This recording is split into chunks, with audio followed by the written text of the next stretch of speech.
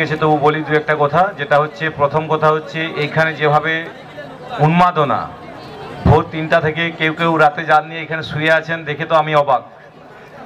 7:30টার সময় যখন আমরা আসি মুকুটমণিপুর যাওয়ার জন্য, একটু ঘুরতে যাব, কিন্তু সে উপায় আর থাকলো না, কারণ দর্শকে পরিপূর্ণ। এইরকম ঘটনা আমি আগে দেখিনি, যে খেলা শুরুর আগে গেট খুলে দিতে হচ্ছে বলে। এর জন্য এই ফুটবল পাগল দর্শকদের আমি শ্রদ্ধা জানাই।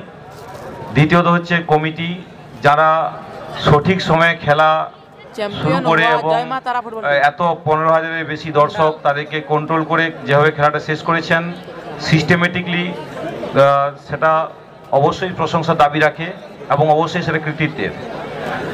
তৃতীয়ত হচ্ছে, দর্শকদের আরেকবার বলবো যে এইখানে একটা আমাদের রেফারিদের পক্ষ থেকে আপত্তি আছে। অধিকাংশ দর্শক ফুটবল পাগল, আবেগ দিয়ে খেলা দেখেন, আমরা বুঝি, কিন্তু আমরা যারা খেলাতে নামছি, যারা রেফারি, তারা কিন্তু আবেগ নয়, আমরা ল অনুযায়ী খেলাই। আপনারা গালি দিচ্ছেন, বকাবকি করছেন, ওরা আবেগ থেকে করছেন, মানছি। তবু আমি দু একটা বলবো, সেটা হচ্ছে এই, আমাদের ফুটবল কিন্তু অনেক এগিয়ে গেছে। Football body contact game. যতক্ষণ পর্যন্ত পায়ে বল আছে, যদি জড়িয়ে ধরেও রাখে, আপনারা খেয়াল করবেন। আপনারা বলছেন যে আপনি কি দেখতে পাননি, রেফারি কি দেখতে পাননি? রেফারিও দেখতে পাচ্ছে, আপনিও দেখতে পাচ্ছেন, প্লেয়াররাও দেখতে পাচ্ছে, কিন্তু প্লেয়াররা কেউ কিছু বলছে না, কারণ তাদের পায়ে বল আছে, তারা তেড়ে ফুঁড়ে খেলার চেষ্টা করছে।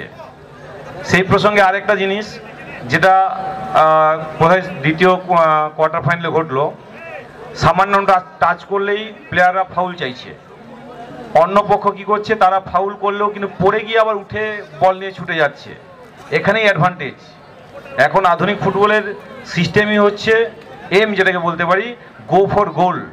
আমি যদি 20 মিনিটের খেলায় 20 বার বাঁশি বাজাই, তাহলে আপনি ধরে নিন প্রত্যেকটা ফাউলে 30 সেকেন্ড করে যাচ্ছে, তাহলে 10 মিনিট চলে গেল। তাহলে 20 মিনিটের মধ্যে আপনার কতক্ষণ খেলা দেখলেন? মাত্র 10 মিনিট। অতএব এখনকার নিয়ম বলছে যে যদি ইম্প্যাক্ট না হয়, ছোটোখাটো ফাউল ইগনোর করাই উচিত। এবং আপনাদের এই বাঁকুড়া, পুরুলিয়া, ঝাড়খণ্ড এই এরিয়াটায় এখনও পর্যন্ত সেই আগের নিয়মই আছে, টাচ করলেই ফাউল, হাতে লাগলেই হ্যান্ডবল, এমনটা নয়। কিন্তু আমাদের যদি নথি দেখা যায় বর্তমান পরিসংখ্যান, তাহলে প্রতি 10টা বল যদি হাতে লাগে, হ্যান্ডবল মাত্র একটা হয় নিয়ম অনুযায়ী, বাকিগুলো হ্যান্ডবল হয় না। কোনোটা অ্যাক্সিডেন্টাল, কোনোটা নন ডেলিভারেট, কোনোটা আবার কনসিকুয়েন্স পজিশন। যাই হোক, আশা করি আপনারা দেখবেন, খেলা আরও বেশি উন্মাদনা দেখা যাবে। আগামীতে আরও বড় বড় টুর্নামেন্ট হবে এবং আপনাদের এই উন্মাদনা সমানভাবেই পরিলক্ষিত হবে। এই বলে আপনাদের প্রত্যেককে আমাদের রেফারিদের পক্ষ থেকে শ্রদ্ধা ও প্রণাম জানিয়ে আমি আমার বক্তব্য শেষ করছি। ধন্যবাদ। অসংখ্য ধন্যবাদ।